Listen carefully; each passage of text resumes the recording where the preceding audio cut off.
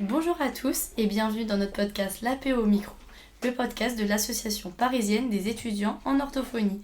À travers ce podcast, vous allez pouvoir en apprendre davantage sur cette profession essentielle, ainsi que sur ses différents domaines et axes de prise en charge. Vous allez également découvrir les différentes méthodes de rééducation, ainsi que le matériel associé. Et vous pourrez aussi poser toutes vos questions sur notre compte Instagram APO Paris. Donc avant de commencer, petite précision, ma voix est un peu différente aujourd'hui. Je me remets petit à petit d'une extinction de voix. Le comble pour une orthophoniste de perdre sa voix. Mais ça ne m'a pas empêché de venir aujourd'hui pour notre épisode. Donc on se retrouve justement pour un épisode un peu particulier, plus intime je dirais, car il s'agit d'un témoignage. En effet, Guillaume a accepté de partager son histoire à travers le système de soins et surtout ce que l'orthophonie a changé dans son quotidien. Parler de son parcours, c'est aussi donner une voix à celles et ceux qu'on entend trop peu et peut-être aider d'autres personnes à se sentir moins seules. Donc bonjour Guillaume, merci beaucoup pour votre présence et d'accepter de raconter votre parcours. Alors avant de commencer cet épisode, on aimerait en savoir un peu plus sur vous. Donc est-ce que vous pouvez vous présenter en quelques mots ? Oui, tout à fait. Bonjour. Eh bien, merci pour l'invitation.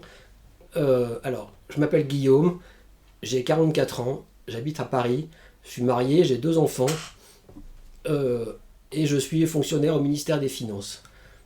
Alors moi, mon profil de patient, c'est que j'ai eu un accident vasculaire cérébral il y a maintenant un peu plus de 3 ans.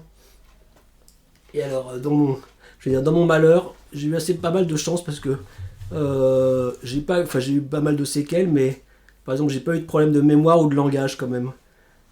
Donc j'ai des problèmes moteurs et cognitifs. C'est pour ça que je fais de l'orthophonie d'ailleurs. D'accord, merci beaucoup Guillaume. On va pouvoir commencer. Donc est-ce que on peut revenir au début de l'histoire ? On comprend que vous avez été victime d'un AVC. Et après cet accident, quelles sont les étapes qui ont suivi ? Alors, pareil, je vois toujours le côté un peu positif de la chose. J'ai été pris en charge assez rapidement. Et alors d'abord j'ai été à l'hôpital plusieurs semaines. Parce que pour soigner la phase aiguë de l'AVC, comme on dit. Et puis après, au bout de 3 mois, j'ai eu de la chance encore. J'ai été hospitalisé à l'Institution nationale des invalides pour la rééducation. Et ça, c'était formidable, à vrai dire. C'était vraiment c'était une renaissance. Parce que un beau service public où la prise en charge est vraiment super. C'était assez confortable parce que moi, j'étais en hospitalisation complète. Et j'avais la rééducation sur place. Les soignants étaient super, les rééducateurs aussi. Et c'est là que j'ai commencé l'orthophonie, à vrai dire, aussi. Et justement, pour quelles raisons avez-vous besoin d'une rééducation orthophonique ? Alors, moi en séquelles, j'avais l'héminégligence et des troubles cognitifs. J'arrivais plus à lire au début. Quand je lisais une page entière, j'arrivais en bas de la page, je me disais, oh, j'ai rien compris à ce que je viens de lire. Et en fait, au bout d'un moment, ça a mis un peu de temps, j'ai fini par m'apercevoir que je lisais que la moitié des lignes, je pense à cause de l'héminégligence. Donc forcément, c'était plus compliqué de comprendre l'ensemble du texte si j'en avais lu que la moitié. Donc justement, Voilà. vous parlez de cette lecture héminégligente. Quels ont été les autres premiers signes qui vous ont alerté ? Sur l'AVC, Oui, et sur les symptômes et qui ont nécessité justement une rééducation orthophonique. l'héminégligence, c'est venu assez vite quand même. Parce que les gens, je me souviens que les gens rentraient dans ma chambre et je les voyais pas rentrer. Donc ils se mettaient devant moi pour dire hello, on est là. Et donc ça c'est venu assez vite. Après ça a pris un peu de temps quand même. Quand je suis arrivé aux Invalides, il y a eu toute une période de rééducation qui était consacrée au diagnostic et à l'évaluation de départ. Et donc c'est là que j'ai un peu aussi pris le temps de réaliser l'ampleur des dégâts, si j'ose dire. Et vous avez eu également des troubles moteurs ? Oui, alors du coup je suis hémiplégique côté gauche. Donc il a fallu que j'ai réussi à réappris à marcher. Et alors ça, il y a de l'orthophonie qu'on peut faire, mais j'avais des problèmes de déglutition au départ. Qui se sont vite, à vrai dire, atténués, ça c'est vite revenu, ouais. Et comment avez-vous vécu tout cela ? Eh ben, j'ai souvenir de l'avoir vécu un peu comme si j'étais en dehors de mon corps.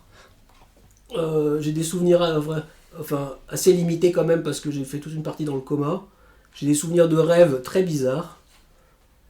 Un peu tordus même, ouais.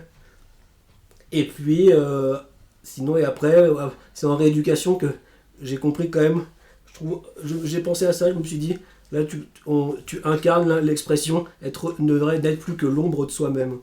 Parce qu'on est vraiment vidé de. Enfin, on marche plus, il faut tout réapprendre, quoi. Là, au début, on boit plus. Moi, j'avais tout le temps soif, c'était horrible. Et en effet, et donc j'ai eu aussi. Donc, quand j'ai commencé l'orthophonie pour réapprendre à lire, l'orthophoniste, elle m'a fait faire un, un diagnostic visuel parce que j'avais une amputation du champ visuel en fait. Aussi. Donc, ce qui arrangeait pas les négligences, au contraire. Et puis, elle m'a aussi routé vers de la neuropsy. Alors, du coup, ça, j'en ai fait beaucoup, la neuropsy. Et j'ai trouvé que c'était un peu des exercices similaires à ce que je faisais en orthophonie. Et quels impacts ont eu vos troubles sur votre vie sociale, personnelle et professionnelle? Alors, bon, l'AVC, je le dis comme ça, mais votre vie s'écroule quand même, hein, j'ai trouvé, ouais. Donc, moi, ma vie professionnelle, bah, c'est brutalement arrêté, je dirais, au moment où j'étais le plus heureux dans ma vie pro. Enfin, vraiment, j'ai cette impression-là, d'avoir été fauché au sommet, quoi. Et puis, alors, pour la famille, c'est dur. Moi, je dis toujours à ma famille, je vous rappelle que c'est moi la première victime et que j'ai eu un très grave AVC. Et ça les énerve beaucoup, mes enfants et ma femme, parce qu'ils disent, mais en fait, on est tous concernés par ton AVC. Donc, ils ont été aussi très perturbés. Ma femme, elle s'est mise en arrêt maladie pendant longtemps, elle venait tous les jours. Et quand j'étais aux Invalides, ils venaient tous les week-ends pour me voir. Donc c'est vrai que ça a secoué un peu. Je mentirais si je disais pas que ça a tangué un peu à la maison. Mais pour le moment, ils sont encore là. Enfin, mes enfants, ils sont petits. Ils sont ados, donc ça va. Mais bon, je pense qu'ils ont bien dégusté quand même aussi. Et mon épouse est encore là aussi. Donc jusqu'ici, tout va bien, comme on dit. Et donc on a parlé d'orthophonie, de neuropsy. Comment s'est organisé le parcours de soins? Avec quel professionnel de santé avez-vous été en relation? Alors en plus de la neuropsy et de l'orthophonie, j'avais un kiné et de la psychomotricité. Et ça vous a aidé? Oui, moi j'ai adoré la psychomotricité. Bon, c'est beaucoup de relaxation, de détente. Et j'aimais beaucoup la psychomotricienne aussi. Et puis c'était très doux, donc comme j'étais complètement fracassé par les conséquences de l'AVC, je me souviens aller avec grand plaisir dans les séances de psychomote, qui était vraiment un moment d'apaisement et de douceur, voilà, je vais dire comme ça. On mettait une petite musique avec des gongs et des petits oiseaux qui chantent, c'était hyper sympa. J'adorais ça, ouais. Et puis on a vraiment le boulot en psychomote, c'est super. Enfin, on a une perception de son corps et de comment on se positionne dans l'espace, avec du recul qui est très utile, j'y repense très souvent. Ouais. Et j'avais un peu après du suivi psy aussi. Ah oui, c'est quand même important. Ah oui, c'était pas inutile, ouais. Oui. On peut donc imaginer que cette prise en charge, elle est assez lourde et pesante pour vous, les patients. Et est-ce que vous vous êtes senti soutenu justement par ce personnel médical? Ah ouais, alors super. Alors parce qu'en effet, alors vous demandiez le parcours. Oui. Moi j'ai eu donc une phase de diagnostic et puis après on faisait les soins. Et tous les vendredis après-midi, dans ma chambre, on accrochait un petit planning pour la semaine suivante avec les séances de rééducation à suivre. Mais c'est bien, ça vous permettait aussi de voir l'avancée. Exactement, ouais. Et vos progrès.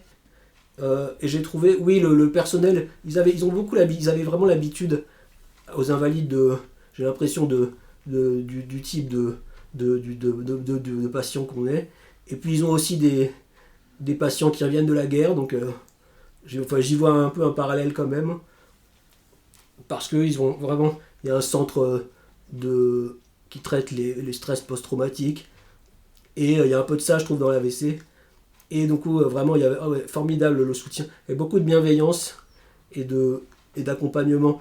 Je trouve même qu'il y avait un truc formidable, j'ai trouvé, c'est qu'ils prévenaient les soignants, ils savaient avant même que je demande. Et ça, c'était très agréable parce que on est quand même, quand on est handicapé, on est tout le temps en demande de est-ce que tu peux m'aider à faire ça? Tu peux m'aider à faire ça? Et il y avait des fois, je me disais, en fait, il le fait avant même que j'ai demandé. Et ça, c'était vraiment très plaisant sur le psychologique et sur la vision qu'on se prend de soi-même, quoi. Oui, donc vous êtes vraiment senti accompagné Oui. Globalement. Oui, absolument. Oui. Et donc après, bon, j'imagine que la rééducation orthophonique est arrivée. Et une fois l'orthophoniste rencontrée, quels étaient les objectifs et axes de travail qui étaient définis? Alors là, pour autant que je m'en souvienne, c'était assez douloureux, je vais le dire comme ça, les séances d'orthophonie, parce que bon, je me disais, enfin, moi j'ai fait des études supérieures, Donc je me disais, t'as fait des études supérieures pour te retrouver à refaire des multiplications en séance ou des labyrinthes que j'arrivais pas à faire. Et c'était un peu douloureux quand même. Enfin, je sortais éreinté parce que ça me consommait une énergie énorme. Et je vais dire, c'est des exercices basiques qui me renvoyaient pas une très bonne image de moi-même, je veux dire. Ouais. Parce que je voyais bien, j'avais conscience que c'est comme j'ai pas complètement perdu les pédales, je me rendais tout à fait compte que c'était vraiment hyper basique comme exercice et que j'y arrivais pas. Et du coup, c'était dur l'orthophonie. J'en garde pas un très bon souvenir. Autant la kiné, j'aimais bien, puis on travaillait, je voyais bien les progrès dans la marche en particulier. Et puis on avait le temps de discuter avec les kinés, donc je me suis vraiment beaucoup lié avec les kinés. Mais avec l'orthophoniste, c'était très dur, ouais. J'ai trouvé qu'on n'a pas créé une relation très proche quand même. Ouais. Beaucoup plus avec la neuropsy par exemple. Mais ça c'est aussi une question de personne. Ouais. C'est pas lié à la discipline, je pense. Et donc là, vous continuez actuellement l'orthophonie. Comment ça se passe actuellement et qu'est-ce que vous travaillez concrètement en ce moment ? Alors moi j'ai fait, donc après un an en hospi complète aux Invalides et à Rééduc. Après j'ai fait un an d'hôpital de jour, toujours aux Invalides. Et puis après je suis sorti et je suis rentré chez moi, enfin. Et puis j'ai continué la rééducation en libéral. Donc c'est là maintenant je fais de l'orthophonie en libéral. Alors déjà, on parle de parcours de soins, mais l'orthophoniste que je suis chez qui je suis actuellement m'a été recommandé par les Invalides, et ça c'était vraiment très confortable aussi. En sortant, j'avais une liste de professionnels à contacter. Et en plus d'ailleurs, c'est d'ailleurs la neuropsy qui me l'avait conseillé, en me disant vous n'avez peut-être pas trouvé de neuropsychologue, mais demandez aux orthophonistes pour travailler les fonctions exécutives. Donc vous travaillez les fonctions exécutives. Est-ce que vous travaillez d'autres choses ? L'inhibition, je dirais, et la flexibilité. Alors l'inhibition, je le raconte parce que c'est rigolo, mais après l'AVC, dans les tout premiers temps, ma femme et mes proches m'ont dit ça. J'étais complètement désinhibé, donc je disais un peu tout et n'importe quoi à tout le monde. Ma soeur elle me dit, parfois je me souviens que j'en avais marre de la conversation parce que j'étais tout le temps fatigué, donc tout à coup je me levais et je partais. Et ma soeur elle me dit, mais tu t'en vas vraiment là, tu peux peut-être me dire que tu pars et tout. Et pour moi ça me semblait naturel, enfin je m'en foutais en fait, quoi. J'arrivais pas à comprendre que la norme sociale serait imposée, ouais. Ça c'était compliqué à reprendre, ouais. Et ça du coup on a pas mal travaillé l'inhibition. Bon ça on l'a fait en neuropsy, mais c'est aussi pas mal là, le contact social qui force à se remettre un peu, oui. À pas dire tout ce qui nous passe par la tête quand même. Toutes ces règles sociales qu'on doit réapprendre, oui, finalement. Exactement. Ouais. De toute façon, il faut tout réapprendre. À marcher, à tenir debout, à lire. Donc, oui, et en plus, il y a le contact social. Alors, pareil, aux Invalides, c'est formidable. Moi, je me suis fait plein de copains parce qu'il y a une vraie communauté qui existe et on est beaucoup de patients en rééducation. Alors, il y a pas mal de militaires aussi. C'est une institution, je fais un peu de pub pour eux parce qu'ils sont formidables. Mais du coup, moi, je connaissais pas cet établissement, mais en fait, il y a une moitié hôpital et rééducation, et une autre moitié qui est une maison de retraite pour les anciens militaires. Et donc il y a beaucoup de monde, et c'est un vrai lieu de vie dans lequel on s'accompagne et on s'aide. Et, j'ai souvenir que je me suis assez rapidement fait des copains qui m'ont beaucoup aidé là, dans la prise en charge au début, qui me disaient « Attention, t'as ta jambe qui traîne dans ton fauteuil ». Et en fait, moi comme côté gauche, je le sentais plus, j'avais pas remarqué. Et j'ai souvenir qu'elle me disait ça. Guillaume, ta jambe, ton bras qui frotte sur la roue, etc. Voilà. Donc on se faisait aussi des soirées, il y avait des moments conviviaux un peu sympas qui aident à se remettre sur les rails. Ouais. Donc là, vous faites des séances régulières donc d'orthophonie en libéral. Oui. Et à quoi ça ressemble une séance avec vous, vue de l'intérieur ? Alors, je fais 2 fois par semaine. D'accord. 2 séances d'une petite heure à chaque fois. Ouais, je ne fais pas vraiment plus parce que je crois que je peux pas de toute façon faire un peu plus. Et puis on fait, c'est assez ludique, on fait quand même pas mal de jeux. Est-ce que vous avez des exemples d'exercices que vous faites ? On fait des alphabets, beaucoup. Moi j'aime bien ça. Et des choses qui sont plus dures pour moi, ouais. Et du coup, je souffre plus sur des jeux d'exploration visuelle par exemple, des puzzles ou des labyrinthes. Là, pour moi ça c'est beaucoup plus dur que de faire un alphabet thématique. Donc justement, vous parlez de ce qui est plus compliqué. pour vous, à ce jour, quelles sont vos plus grandes difficultés ou du moins les défis que vous voulez relever? Alors, moi, ce qui me reste vraiment que je traîne comme un boulet, c'est la fatigue. Je suis tout le temps épuisé. Enfin, dès que je fais un jeu, une séance, la rédaction d'un courrier, j'ai l'impression d'avoir consommé mon énergie de la journée. Le soir, j'ai fait une croix sur toutes mes soirées. Parce que là, je parle du social en disant c'est formidable et tout, mais en vrai, dans ma vie, j'ai arrêté de sortir le soir. Parce qu'en fait, j'y arrive pas, je suis épuisé, donc j'ai pas envie d'aller me coucher, quoi. Donc ça, je le traîne vraiment comme un boulet. J'ai pas encore repris le travail, 3 ans après. Même si c'est plutôt en bonne voie, donc on verra comment ça se fait. Mais c'est pareil, c'est très progressif. Le principe de la rééducation, c'est chaque chose en son temps, petit à petit. Et en euros, la phrase qui est revenue tout le temps, c'est on essaye, ça peut pas faire de mal, et puis on voit ce que ça donne. Et quelles ont été justement vos plus grandes évolutions? Et ben alors, moi je dirais que vraiment le moment où on se dit... Alors c'est très dur déjà de voir ses progrès, parce qu'il n'y a rien qui se fait en déclic. Tout se fait semaine après semaine, ou mois après mois plutôt d'ailleurs.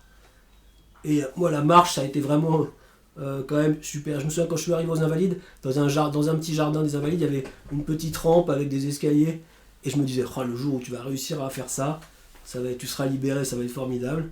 Et du coup la marche, quand j'ai réussi à marcher et à faire ce petit parcours, pour le coup je me suis dit, oh formidable, ouais, extra. Et j'ai souvenir qu'il y a certains exercices quand même qui transforment un peu, qui font passer un cap un peu. Par exemple là sur la station debout, à un moment j'ai un kiné qui m'a mis dans un angle de mur, entre deux murs, et du coup je pouvais me tenir devant et sur le côté. Et du coup on a fait ça assez longtemps en répétant des séances quand même et en me chronométrant. Et ça vraiment après je me suis senti vraiment tout à coup plus à l'aise pour tenir debout en fait tout simplement. Donc oui, on sait que parfois c'est long à avoir des progrès, oui, et à surtout voir ces progrès. Est-ce que parfois ça vous est arrivé d'avoir des moments de découragement? Ah oui, je raconte ça aussi, mais du coup, à un moment, j'arrivais à lire à nouveau. Donc, comme j'avais pas mal de temps à l'hôpital, j'étais hyper content de pouvoir lire.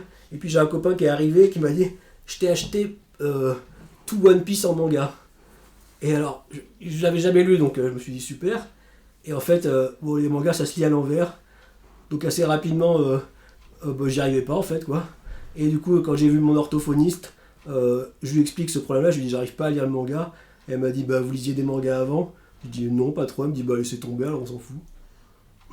Et du coup, je l'ai fait, à vrai dire. J'ai pas lu les mangas, parce que j'avais déjà du mal à lire. Donc, si en plus, il fallait que je pense à inverser l'ordre de lecture, c'était horrible. J'y arrivais pas du tout. Ouais. Après, peut-être que ça aurait été un bon exercice, mais j'avoue, j'ai abandonné. Ouais.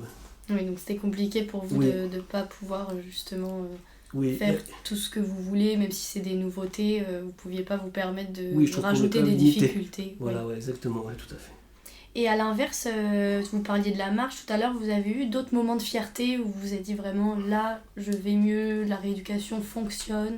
En rentrant, quand j'ai fini mon premier livre, je dirais, après post-AVC, là j'étais hyper content quand même, je me suis dit bon, allez, t'as lu un livre entier, formidable, ouais. Et j'ai souvenir que c'était aussi assez, pas douloureux, mais vraiment consommateur de ressources. Parce que je me souviens m'être dit, allez, tu relis 10 pages, c'était pas... J'ai du mal à trouver du plaisir. Ça, à vrai dire, ça je trouve qu'on le traîne aussi beaucoup. J'ai du mal à retrouver du plaisir et de la légèreté dans ce que je fais. Ça demande un effort. Oui, tout est un effort, ou une préparation, tout est contraignant, quoi, en fait, je trouve. Et donc assez rapidement, c'est vrai qu'il y a pas mal de fois aussi, je me dis, t'es pas obligé de t'imposer ça, c'est pas grave, tu le fais pas. Je suis venu une fois, par exemple, en orthophonie, et je viens et je dis, je me suis aperçu en faisant un exercice au yoga que j'arrivais pas à fermer juste l'œil gauche. Et du coup, je le dis à Cécile, je savais plus mon orthophoniste ici présente, et elle me dit, est-ce qu'avant vous aimiez bien faire des clins d'œil, est-ce que vous avez besoin de faire des clins d'œil? Donc je dis non, elle me dit, là on s'en fout. On s'arrête là. Donc, tout le monde n'arrive pas à fermer l'œil gauche, hein, c'est pas grave. C'est pas forcément grave, mais c'est vrai que du coup je trouve qu'en plus après on apprend quand même, une fois qu'on a compris le handicap, je trouve mentalement il faut faire le deuil de pas mal de choses. Et peut-être que ça nous habitue aussi après à dire tant pis je le fais pas, tant pis je le fais plus, c'est pas très, très grave. Je tiens pas forcément à ouvrir des pots, à cligner de l'œil, ou qu'est-ce que des trucs dont le deuil a été facile. Tout ce que je faisais pas trop avant, par exemple. Oui, donc vous parliez du livre tout à l'heure où vous étiez fier, même si ça vous demandait un effort, fier d'avoir fini le livre. qu'est-ce qui vous a aidé à toujours persévérer, à pas baisser les bras? C'est une bonne question. Je dirais pas que tout le monde, dans mon entourage, je trouve que c'est difficile parce que moi, en toute objectivité, moi, vu les efforts que ça me demande, je trouve qu'il y a des fois, je me dis, mais t'es un héros, quoi. Par rapport à la situation de départ, la dernière fois, j'ai revu des photos enfin, j'étais un zombie, quoi, à la sortie de l'hôpital. Et, chez moi, dans ma famille, enfin, mon entourage proche, en tout cas, ma femme et mes enfants, ils ont l'air de trouver que c'est un peu normal, quoi. Donc, ils disent, ça va, c'est bon, bouge-toi, fais ci, fais ça. Mon fils m'a dit une fois, tout au début à l'hôpital, j'arrivais pas à ouvrir un chocolat comme j'ai plus qu'un bras. Et je lui dis, tu peux m'aider à ouvrir le chocolat? Il me dit, pas de bras, pas de chocolat. Je dis, bon, bah écoute, d'accord. Bon. Ça vous a poussé? Oui, oui. Et puis, à vrai dire, je me suis aussi dit, bon, je préfère. Nous, on est une famille où on se moque aussi quand même. C'est vrai que ma femme m'a dit ça, elle m'a dit, bah tu les as éduqués comme ça, à se marrer et à se moquer. Donc forcément, il vaut mieux qu'ils le prennent comme ça, en effet, parce que c'était plus simple, plus facile que... Mais je crois que moi, j'ai pas mal de recul sur... Ça me dérange pas, les vannes sur le handicap. Bon, sauf si c'est méchant et dur, mais sinon, bon, c'est comme ça. Maintenant, je vois bien qu'il y a une vie avant, une vie après, quoi. Et comment vous sentez-vous aujourd'hui? Je dirais pas trop mal aujourd'hui. Parce que ça va. Enfin, qu'est-ce que j'ai eu? J'ai eu. Bon, ma famille est toujours à peu près en place. Je me suis aperçu que j'avais beaucoup d'amis aussi. Donc, ça, je trouve quand même que j'avais bien semé avant l'AVC et que j'ai un peu récolté après. Donc, ça m'a fait plaisir dans la vision de moi-même. Et puis, c'est vrai que moi, j'avais mes enfants qui étaient quand même petits. Maintenant, ils sont ados, ils sont un peu plus grands, mais à l'époque, ils étaient quand même pas vieux. Et pour moi, récupérer, c'était pas une option, en fait, c'était obligatoire, quoi. J'avais ma femme et mes enfants. Enfin, j'avais des copains aux Invalides, je voyais. J'avais un copain qui avait eu un AVC aussi, et lui, il séchait la rééduque parce que ça l'emmerdait. Et puis, il y avait des fois, enfin, du coup, les médecins s'inquiétaient beaucoup en disant, mais vous n'êtes pas engagé, etc. Et moi, j'étais jamais dans cette... Je me suis jamais retrouvé dans son état psychologique où il était déprimé, quoi. Il disait, je vais mourir de toute façon. Et moi, je voyais bien que ça progressait et que j'étais attendu quoi, à la maison un peu. Ouais. Donc ça, c'était important aussi, ouais. Et ça, c'était vraiment... Je me suis jamais posé la question. Enfin, c'était pas une option, quoi. Puis j'y allais, voilà, j'étais à l'hôpital. Donc j'y passais mes journées. Je me disais, bah, autant capitaliser et utiliser et aller en rééduc, quoi. Je me disais pas, je vais rester dans mon pieu, quoi. Oui, il faut se battre puis, pour pouvoir... Ouais, et puis sur les séquelles qui restent, je trouve aussi que moi tenir mon attention longtemps sur quelque chose, ça c'est très dur pour moi, ouais, toujours. Même regarder un film, quoi. Du coup, je vais regarder un film. Enfin, si un film fait plus de 3 heures, c'est impossible, je le regarde même pas, ça. Je sais que ça va me saouler au milieu, donc je le regarde pas. Alors je suis retourné au cinéma, parce qu'au cinéma c'est plus facile, parce que forcément il y a un siège confortable, il y a le son à fond, le grand écran, donc je trouve que c'est moins fatigant et que c'était pas mal pour reprendre le contact avec les écrans. Et puis, qu'est-ce que j'ai fait? Ouais, j'ai essayé de m'occuper quand même de reconstruire une vie dans laquelle je m'ennuie pas trop. Donc j'ai pris des cours de dessin et de peinture. Je me suis mis au yoga. Je trouvais un cours de yoga doux pour les hémiplégiques. Enfin, pas que pour les hémiplégiques, mais yoga doux avec un accompagnement un peu spécial. Donc ça, c'était super aussi. Ça c'est toutes des activités aussi. J'ai jamais perdu l'idée que j'allais quand même réussir à retravailler un jour. Et donc, ça aussi ça m'a tenu un peu en éveil, quoi. Et qu'est-ce qu'on pourrait vous souhaiter pour le futur? Moi, mon rêve aujourd'hui, c'est de retravailler. Après, puis le handicap moteur, je trouve que finalement, bon, j'ai oublié de parler de l'ergo, parce que j'ai fait beaucoup d'ergo aussi dans la rééducation. Et c'est là où on apprend quand même à se débrouiller dans les actes de la vie quotidienne avec un bras paralysé. Et bon, et ça maintenant, je trouve que le handicap moteur, c'est comme ça, tant pis, quoi, on s'y fait, quoi. Mais je trouve que le plus dur, c'est le handicap cognitif. J'ai trouvé que c'était beaucoup plus difficile. Moi, déjà, j'ai eu du mal à l'accepter, parce que je me trouvais hyper intelligent, et après l'AVC, je voyais bien que j'étais complètement à la masse, quoi. Et ça a été un peu dur, et ça, je le traîne encore un peu. pour ça que retravailler, ce sera aussi, je pense, un peu un signe de retour à avant, quoi. Et qu'est-ce que vous diriez à quelqu'un justement qui commence une rééducation à la suite d'un AVC ? Alors, je dirais ce que tout le monde m'a dit 40 000 fois, ça va prendre beaucoup de temps. C'est ça, il faut être patient. Et ça, c'est plutôt en orthophonie aussi que je l'ai appris, et faut rester ouvert, je dirais. Parce que en fait, les opportunités, elles se font. C'est jamais. C'est toujours un pas qui va ouvrir des portes, qui elles-mêmes cachent d'autres portes. Donc, il faut essayer tout ce qu'on peut, c'est vrai. Enfin, parce que moi, ça m'énervait aussi. On disait toujours, ah, vous savez, chaque AVC est différent. On ne sait pas trop prévoir comment ça va évoluer, etc. Parce que moi, je voulais savoir, est-ce que j'allais remarcher, est-ce que j'allais relire. Et ça, aucun thérapeute ne s'engage sur un truc comme ça, quoi. On dit toujours, ah, vous savez, chaque AVC est différent, on verra, etc. Donc ça, j'ai trouvé que c'était un peu frustrant. Mais moi, j'ai eu des bons thérapeutes. J'ai eu un kiné en particulier avec qui je me suis super entendu. Et lui, je me souviens qu'il s'était jeté à l'eau un peu. Il m'avait dit, moi, je pense que vous allez remarcher avec une canne. Et l'autre fois, je l'ai revu, je lui ai dit, tu vois, c'est bien, maintenant, je marche avec une canne. Alors, pas vite, hein, mais je marche avec une canne, quoi. Et est-ce que vous auriez un dernier message que vous voulez transmettre à travers cet épisode ? Ah ben, moi je trouve que vraiment, j'ai eu une vraie histoire avec les invalides. Ce service public que j'ai trouvé formidable avec des équipes hyper engagées et hyper... il y avait vraiment une animation interdisciplinaire qui était hyper bien faite. Et il y avait vraiment les équipes se parlaient et se connaissaient bien. Et là on peut parler de prise en charge globale. Et ça, du coup, ça m'a beaucoup réjoui. Enfin, ça fait écho à mes convictions personnelles. Moi, je suis fonctionnaire aussi. Et du coup, j'ai trouvé que c'était génial, les invalides. Ouais. J'y retourne parfois parce que je continue à faire des injections de toxines pour la spasticité. Et enfin, chaque fois que j'y retourne, je suis content d'y retourner. C'est beau, en plus. Le cadre est super, les gens sont sympas. Moi, je joue à domicile, comme j'y suis beaucoup allé et je serais beaucoup resté. J'arrive, tout le monde dit « Ah, comment vous allez ?» et tout ça. Donc, c'est hyper agréable. Oui, ouais. Bon merci beaucoup Guillaume, on arrive à la fin de notre épisode. Un grand merci à vous pour cet échange. Merci beaucoup d'avoir donné de votre temps pour raconter votre histoire. C'était un vrai plaisir de vous avoir à nos côtés pour cet épisode. Et un plaisir partagé. Et j'espère que... Oui, je l'ai dit en introduction, sans qu'on soit enregistré, mais bravo les orthophonistes. Vous avez choisi une belle voie. C'est un des beaux métiers, les métiers de la rééducation. C'est vraiment beaucoup. Des beaux métiers que moi je connaissais pas du tout. Enfin, j'ai des copains kinés, mais... je voyais pas du tout la partie rééduc. Et je vais dire prêcher pour ma paroisse, en particulier en neuro. Donc continue, bravo et amusez-vous bien. Merci beaucoup. Merci aussi à nos auditeurs de nous avoir écoutés. Vous pouvez retrouver notre podcast avec tous nos épisodes sur toutes les plateformes, Spotify, Deezer, Apple Podcast et YouTube. Et n'hésitez pas à vous abonner à ce compte pour ne pas manquer le prochain épisode.